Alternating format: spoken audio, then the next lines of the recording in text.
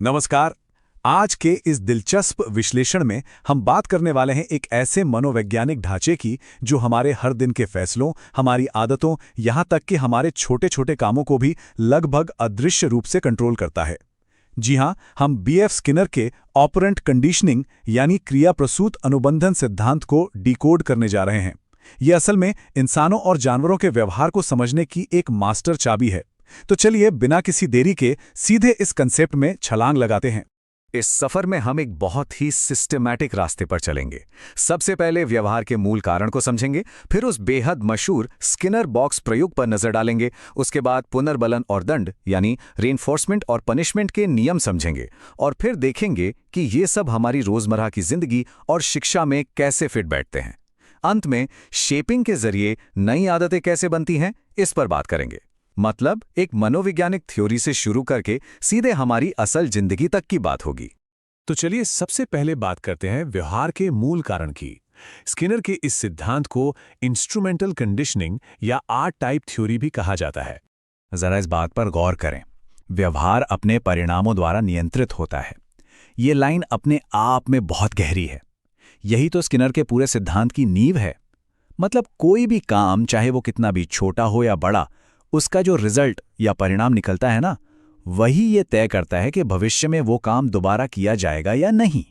Result अच्छा मिला तो काम दोहराया जाएगा, रिजल्ट बुरा मिला तो वो काम वहीं रुक जाएगा। बिल्कुल सिंपल सा गणित है।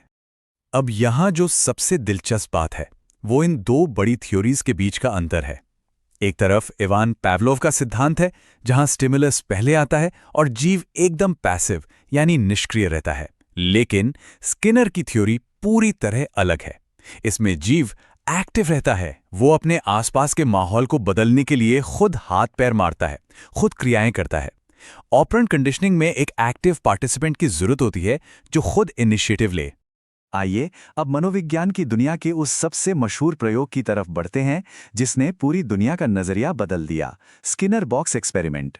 वैसे तो स्किनर ने चूहों और कबूतरों दोनों पर काम किया, लेकिन चूहे वाला प्रयोग सबसे ज्यादा आइकॉनिक माना जाता है। इस प्रयोग को एक कहानी की तरफ विजुअलाइज करते हैं। एक खास जालीदार बक्सा है जिसे स्किनर बॉक्स कहते हैं, और उसमें एक लीवर लगा है। सबसे पहले एक भूखे चूहे को अंदर रखा जाता है। अब चूहा तो चूहा है, वो बॉक्स में इधर उधर भागता है, उछल कूद करता है। ये उसकी एकदम नेचुरल फ्री एक्टिविटी है। फिर आता है कहानी में ट्विस्ट।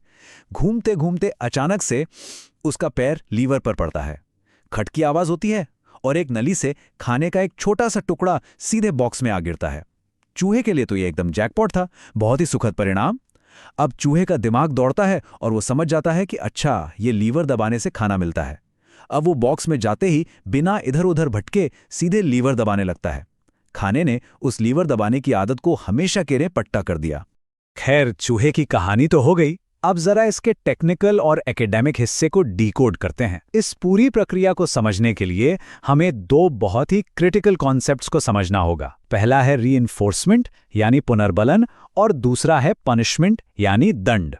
तो असल में ये पूरा सिस्टम एक सिंपल मैथ्स की तरह काम करता है। जब हम सकारात्मक पुनर्बलन या पॉजिटिव रीइंफोर्समेंट की बात करते हैं तो इसका मतलब है कोई अच्छी या सुखद चीज देना, जिससे वो खास व्यवहार और बढ़ जाए। दूसरा है नकारात्मक पुनर्बलन, मतलब कोई बुरी या कष्ट देने वाली चीज को हटा लेना। मजे की बात यह है कि इससे भी व्यवहार बढ़ता ही है। और अंत में आता है दंड या पनिशमेंट, जिसमें या तो कोई बुरी चीज दी जाती है या कोई अच्छी चीज छीन ली जाती है। इसका सिर्फ और सिर्फ एक ही मकसद होता है, किसी गलत आदत या व्यवहार को कम करना। अब यहां एक सेकंड रुकते हैं, क्योंकि यहीं पर सबसे बड़ी कंफ्यूजन होती है। नकारात्मक पुनर्बलन कोई सजा बिल्कुल नहीं है। जी हां, ये कोई पनिशमेंट नहीं है। असल में ये किसी दर्द या परेशानी वाली स्थिति से बाहर निकालने की प्रक्रिया है ताकि कोई सही काम किया जा सके। ये सजा नहीं है, ये तो तुरंत मिलने वाली राहत है। परेशानी से बचना ही यहाँ एक रिवॉर्ड की तरह काम करता है। चलिए अब इस थ्योरी को चूहे के बॉक्स से निकालकर सीधे इंसानों की दुनिया में लाते हैं। देखते हैं कि स्किनर की ये नियम हमारी डेली लाइफ और आज के स्कूलों दफ्तरों में कैसे लागू होते हैं। डेली लाइफ में पॉजिटिव रेनफोर्समेंट के कमाल के उदाहरण हैं। जैसे जब कोई ऑफिस में जी तोड़ मेहनत करता है तो बॉस उसे बोनस या प्रमोशन देता है ना? ये एक ऐसा सुखद रिवॉर्ड है जो उस इंसान को आगे भी मेहनत करने के लिए प्रेरित करता है। एजुकेशन में भी बिल्कुल यही होता है। जब कोई बच्चा अच्छे मार्क्स लाता है तो टीचर पूरी क्लास के सामने उसे स्टार देते हैं या उसकी तारीफ करते हैं। ये तारीफ उस बच्चे का कॉन्फिडेंस बढ़ाती है और वो पढ़ाई में और भी दिल लगाता है। और ये देखिए कि नकारात्मक पुनर्बलन यानी नेगेटिव रीइंफोर्समेंट असल जिंदगी में कैसे काम करता है। याद है ना, ये राहत के बारे में है। जैसे सर्दियों की कड़कड़ाती सुबह में ठंडे पानी से नहाना किसी सजा से कम नहीं लगता, तो हम क्या करते हैं, तुरंत गीजर ऑन करते हैं और उस ठंडे पानी के टॉर्चर से बच जाते हैं। अगली बार से हम नहाने जाने से पहले ही गीजर ऑन करना सीख जाते हैं। स्कूलों में भी तो यही होता है। बच्चे अपना होमवर्क टाइम पे खत्म कर लेते हैं ताकि उन्हें उस बोरिंग एक्स्ट्रा क्लास में ना बैठना पड़े। एक परेशानी से बचने के लिए सही काम करना, यही है नेगेटिव रीइंफोर्समेंट। अब बात आती है दंड यानी पनिशमेंट की। इसका बस एक ही गोल है, गलत व्यवहार पर ब्रेक लगाना। डेली लाइफ में अगर कोई बहुत तेज स्पीड में गाड़ी चलाता है तो ट्रैफिक पुलिस इसका चालान काट देती है। ये एक दुखद स्थिति जोड़ना हुआ। वहीं स्कूलों में अगर कोई बच्चा क्लास में बहुत शोर मचा रहा है तो टीचर उसे गेम्स पीरियड में जाने से रोक देते हैं। यहां एक अच्छी चीज छीन ली गई। दोनों ही केसेस में टारगेट सेम है, उस गलत आदत को जड़ से कम करना। तो आइए अब इस चर्चा के सबसे आखिरी और थोड़े एडवांस लेवल पर चलते हैं। देखते हैं कि ये सब एक साथ जुड़कर कैसे काम करता है। इस खास तकनीक को कहते हैं शेपिंग। शेपिंग मतलब किसी चीज को आकार देना। अब जाहिर है कि कोई बहुत ही मुश्किल या कॉम्प्लेक्स काम किसी को एक ही झटके में नहीं सिखाया जा सकता। तो क्या करते हैं, उस बड़े काम को छोटे छोटे आसान स्टेप्स में तोड़ देते हैं और फिर हर एक सही कदम उठाने पर एक छोटा सा रिवॉर्ड दिया जाता है। इन छोटे छोटे रिवॉर्ड्स को जब एक के बाद एक चेन की तरह जोड़ा जाता है तो बेहद मुश्किल काम भी सिखाए जा सकते हैं। बिल्कुल वैसे ही जैसे सर्कस में जानवरों को वो हैरतअंगेज करतब सिखाए जाते हैं। हर छोटे सही स्टेप के लिए एक ट्रीट मिलती है और देखते ही देखते पूरा का पूरा करतब तैयार हो जाता है। और इसी के साथ हम आज के इस विश्लेषण के बिल्कुल अंत में आ गए हैं।